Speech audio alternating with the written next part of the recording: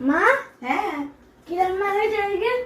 আজকে অনেক রান্না, দুদিন ধরে তোকে নিরামিষ খাইয়েছি, তো তার জন্য আজকে অনেক কিছু রান্না আমাকে করতে হয়েছে। যেমন হচ্ছে সৃজনের প্রথমেই ফেভারিট উচ্ছে আর কুমড়ো দিয়ে ভাজা। নন ফেভারিট। নন ফেভারিট, তাই ও কুমড়োটা তুই ভালোবাসিস, খাবি একটু কুমড়ো কুমড়ো দেখে। আর এই যে রসুন ফোড়ন দিয়ে পাটের শাক। পাটের শাক এটা সৃজন খায়, ভালোবাসে। আর হচ্ছে আম দিয়ে মুসুর ডাল। এটা অনেকদিন আগে খেয়েছিস, আর এই বছরে এটা প্রথম, মানে আজকের দিনে এটা করতে হয়, এই জন্যই। আর এখানে রয়েছে চিংড়ি আর এঁচড় দিয়ে সজনে ডাঁটা আজকে দিতে হয়।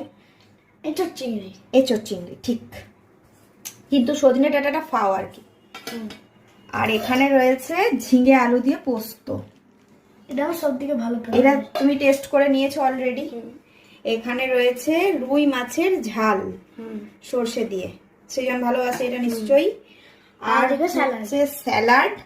আর এখানে রয়েছে নুন আর কাঁচা লঙ্কা, এটা অবশ্যই বাবার জন্য।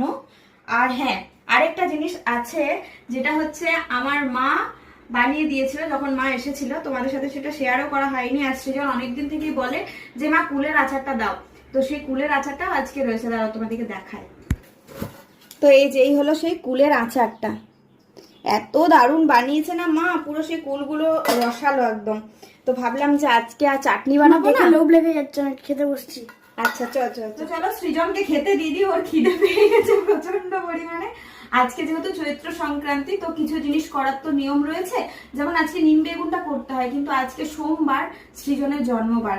তো আমার শাশুড়ি মাও বলেছেন, আর মাও বললো যে আজকে নিমটা না খেতে আমাকে, মানে বাড়িতে না করতে আর কি, তো তার জন্য উচ্ছে করে নিয়েছি, এই আর কি। তো তোমাদের কার কার কি কি মেনু রয়েছে আজকে অবশ্যই কমেন্টে জানিও। তো চলো খাবার দিয়ে দিই সৃজনকে।